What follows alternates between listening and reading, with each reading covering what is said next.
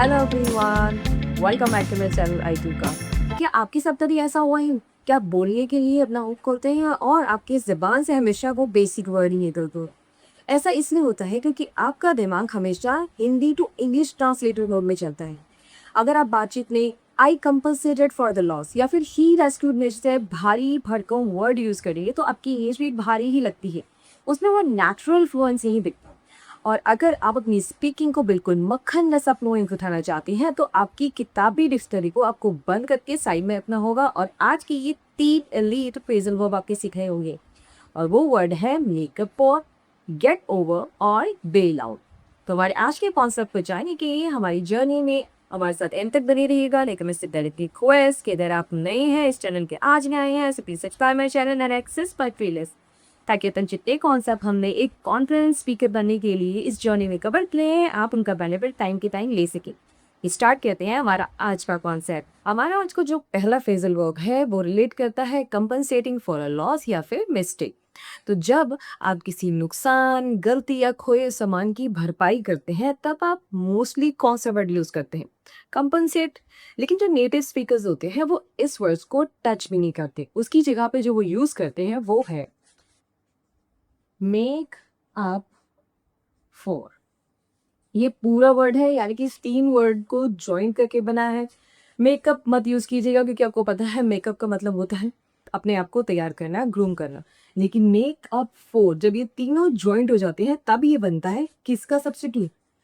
Compensate का। तो जब भी आप कंपनसेट को सब्स्टिट्यूट करना चाहते हैं, यानी कि आप चाहते हैं कि आप एक नेटिव स्पीकर की तरह साउंड करें, तो कंपनसेट की जगह पे क्या यूज करेंगे? Makeup for. तो हिंदी जो ट्रांसलेशन की देख लेते हैं इसकी, भरपाई करना। तो जब भी आप हिंदी में किसी को बताना चाहते हैं कि मैं आपके नुकसान की भरपाई कर दूंगा या फिर भरपाई कर दी है, तब हम मेकअप फॉर का यूज करते हैं। अब इसके एग्जाम्पल पे भी आते हैं। उसने खोए हुए समय की भरपाई करने के लिए देर तक कॉल किया। आइडेंटिफिकेशन तो आपको मिल गई होगी। भरपाई करना, तो जब भी भरपाई करना हो आप कंपलसेट भी यूज कर सकते हैं। लेकिन अगर आपको नेटिव स्पीकर की तरह साउंड करना है तो मेक अप फॉर का ही यूज कीजिएगा उस जगह पे। तुम ही work late to make up for the last term. आपने क्या यूज किया है यहाँ पे? मेक अप फॉर, यानी कि तीनों ही वर्ड को यूज करना कंपल्सरी है अगर आप कंपनसेट को सब्स्टिट्यूट करना चाहते हैं। आई होप इस एग्जाम्पल से आपको पता चला कि मेकअप फॉर का यूज कैसे कर सकते हैं। अब अपने नेक्स्ट एग्जाम्पल यानी कि नेक्स्ट फ्रेजल वर्ब पे आते हैं। हमारा आज का जो सेकंड फ्रेजल वर्ब है वो कनेक्टेड है रिकवरिंग फ्रॉम इलनेस या फिर इमोशनल पेन। ये कब होता है? जब भी कोई इंसान किसी बीमारी से या फिर किसी सदमे से या फिर अपने रिलेशनशिप में, मोस्टली जो आज की जनरेशन है, ब्रेकअप्स के बाद बहुत ज़्यादा असफल हो जाती है, निराश हो जाती है और धीरे धीरे जब उस दुख से उबरती हैं तब हम यूज़ करते हैं रिकवर वर्ड। रिकवर वर्ड बहुत पुराना हो चुका है, उसकी जगह पे जो सही फ्रेजल वर्ब है वो चिपकाओ और वो है गेट ओवर। तो जब भी आप रिकवर वर्ड को रिकवर वर्ड को रिप्लेस करना चाहते हो उसकी जगह पे आप गेट ओवर का यूज कर सकते हैं। और हिंदी का जो वर्ड है जिसको वो टारगेट करता है वो है उबरना।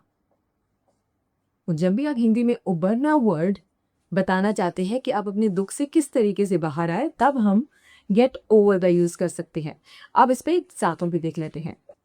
उसे ब्रेकअप के सदमे से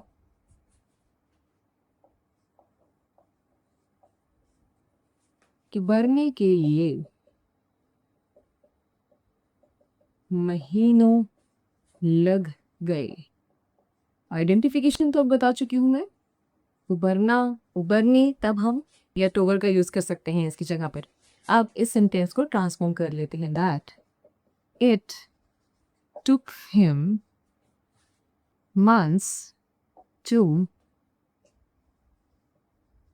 get over the breakup.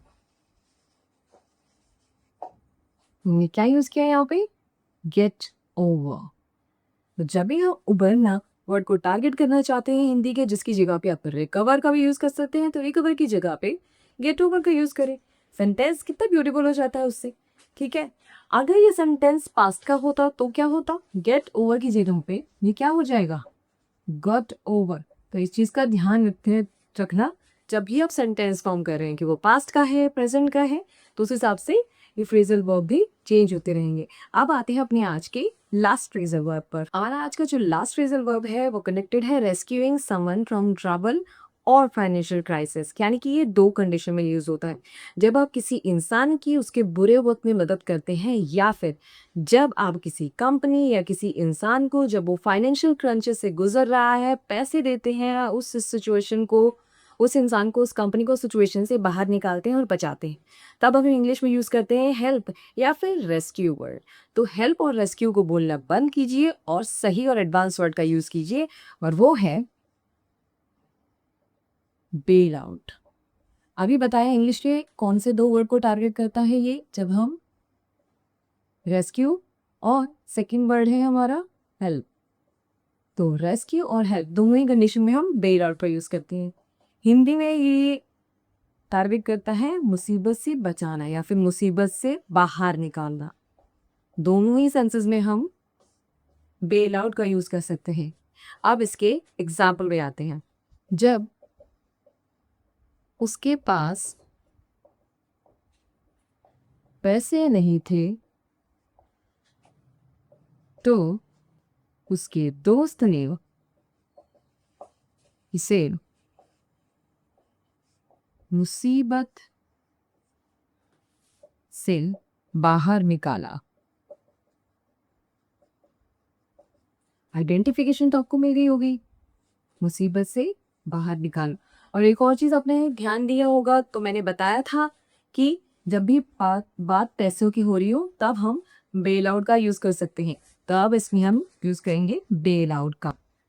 His friend bailed him out when he had no money।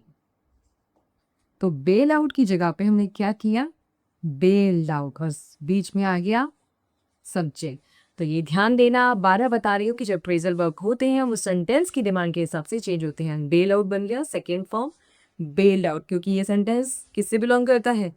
Past से। तो इसी तरीके से सेंटेंस फॉर्म कीजिए। और कहीं कोई दिक्कत है आज के कॉन्सेप्ट को समझने के लिए तो कमेंट से मेंशन जरूर कीजिएगा। तो अब देखते हैं कि आज की क्लास में आपने कितना ध्यान दिया। इस सेंटेंस में बताइए कि कौन सा फ्रेजल वर्ब यूज होगा जो हमने आज की क्लास में पढ़ाया। उसने रविवार को काम करके अपनी पुरानी छुट्टियों की भरपाई की।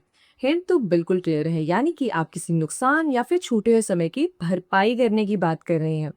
तो मुझे बताइए कि इसमें से कौन सा फ्रेजल वर्ब फिक्स होगा आज की क्लास का, और अपने आंसर कमेंट में लिखना मत भूलिएगा, क्योंकि लिखोगे तभी याद आएगा। तो इसी नोट पे आज की क्लास को रैप अप करते हैं।